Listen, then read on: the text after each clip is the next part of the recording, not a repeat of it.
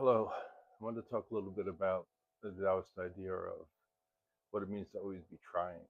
It's also kind of a Zen kind of an idea too. But a lot of people say that they want to start the journey, they want to become enlightened, they want to work toward this goal or that goal.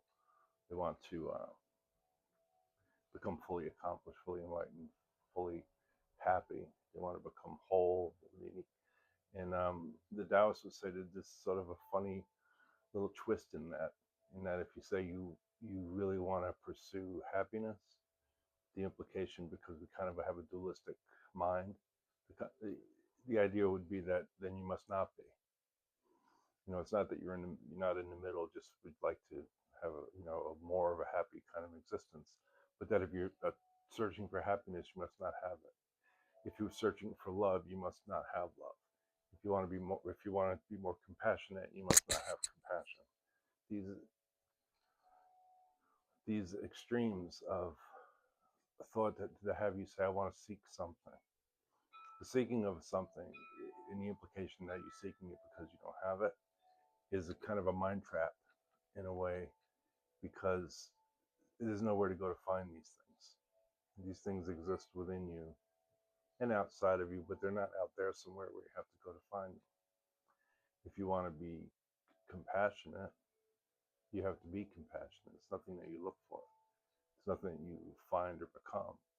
Is something that is, and you have to sit in it, in sort of a stillness, and find it. Applying effort to go seek these things and go look for them as if they're so far away and out there and outside of your reach does you a great disservice, because then you're looking for something that you already have. It's kind of like looking for a lost hat that's on the top of your head. You have your hat on, you're looking all around your house. Where's my hat? Where's my hat? It's on your head. Where's my keys? They're in my hand. That kind of a thing. And the saying they have around that is that chasing those beasts in the field will just lead to exhaustion. And searching for, uh, trying to find stillness by looking for it actively defeats the purpose of stillness. If you want to be one with your own quiet mind, you find it within yourself. You have that quiet mind. There's nowhere to go. There's nowhere to seek. There's nothing to do. In fact, anything that you actually do, that you're putting like an effort into doing, is counterproductive in a way, because the focus is on the doing, not on the goal of what it is that you're doing. It sounds it sounds a little bit bizarre, like a play on words or something like this, but it really isn't. If you want to find a peaceful part within yourself, you become still. You don't have to go looking for it. You don't have to run to sit. You don't have to climb a ladder and get a better view. You don't have to go to Tibet. You don't have to go to a yoga studio. You don't have to do those things. What you do have to do is acknowledge that all these things exist within you. Everyone has love. Everyone has compassion. Everyone has a certain amount of strength. They have a direction. You have these things inside you already. There's nothing missing. You're complete. You're whole. You're fine. You're not a broken thing needing to be corrected and fixed. You're actually a forgetful thing that has forgotten all these things that you are. Then you forget them because you're out there looking for them, as if they're not with you. You don't have to look upstairs for your keys. Your keys are right in your hand where you left them. They haven't gone anywhere. It's perception that steers you in the wrong direction. I really believe it. A lot of times you'll set something down. If you're, I don't know if you work with a tool or whatever your thing is, whether it's whatever task you have. You take a key, you take a pen, you take whatever, and you set it down. You know exactly where you put it. You stand up, walk across the room, come back, and it's not there. Where'd it go? How did it disappear? I can't find it. And the more you look, the less you're able to find it.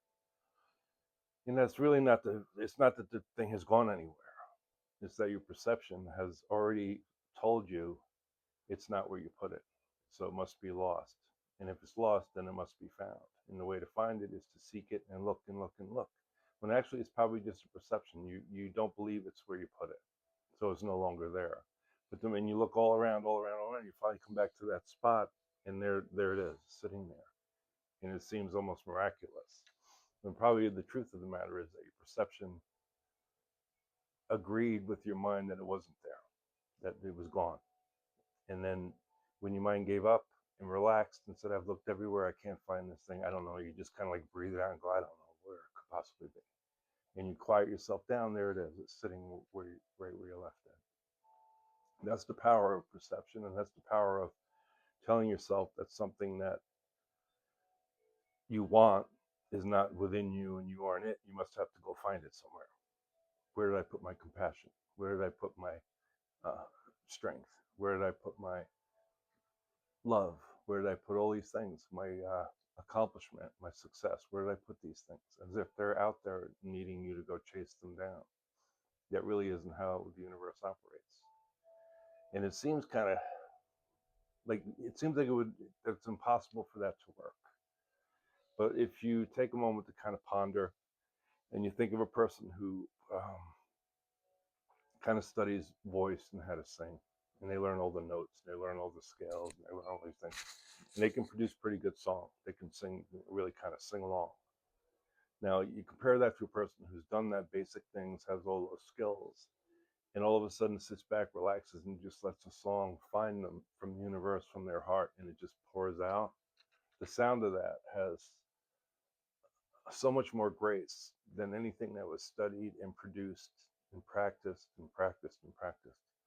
Because the truth of it is that if you find grace in what you do and you find a freedom in relaxing and let it pour out of you rather than pushing it out of you, it seems much more genuine and much more in tune with what's happening out in the universe.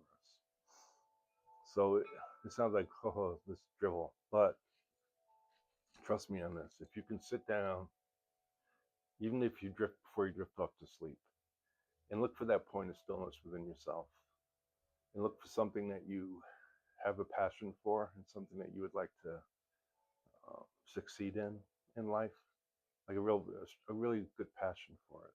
And rather than chasing it down the road where it isn't, kind of imagine it within you as to what that would look like, and really detailed imagination of what that would look like.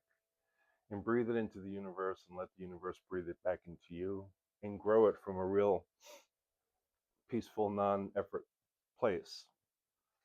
And you'll see that the universe and you will work together on that. And you'll begin to move in that direction. And then pretty soon, other things around you will draw you more towards that success. You'll meet people, you'll see things, you'll ponder things. Your attention will pick up on things you wouldn't normally have picked up on because you're so busy trying to find it that you won't see it when it falls into your lap.